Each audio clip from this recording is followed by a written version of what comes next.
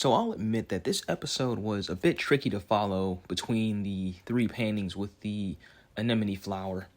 It starts with Baku in his next dream, and this time he's playing the role of a housekeeper for a famous art collector, and Nem is playing the role of a mannequin.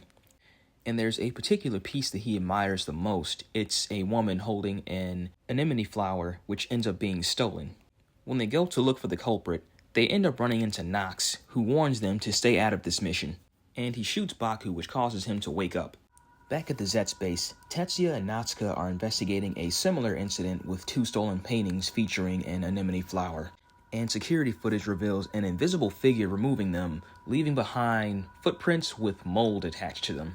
So then they go to the actual museums where the paintings were stolen, Baku going to one and Tetsuya and Natsuka going to another. In the latter's case, they find out that the paintings there were donated by Odaka Kensei, who we of course know as Nox.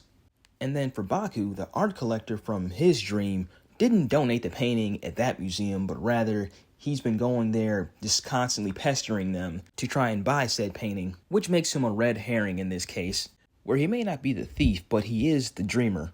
And there's also the aspect of a national secret getting out from the stolen painting that he's worried about. So I think that whoever is stealing the paintings in the dream are causing the paintings to be mysteriously stolen in the real world. And I can't say for sure, who may have done it or what painting is where. That's what I said, the aspect with the paintings is kind of confusing because in the dream you have the one with the woman holding the flower, but then I don't see that one between any of the two museums in the real world. So I'm just wondering how that specific one is going to factor in. Later that night, though, when they're sharing intel, Tetsuya and Natsuka explain to Baku about their findings with the art collector and an exchange he had with a mysterious figure, that being Odaka, of course.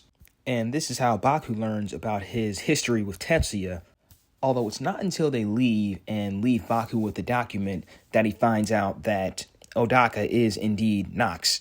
Back in the dream, we get our obligatory fight with the Nightmare, whose design I honestly kind of don't like.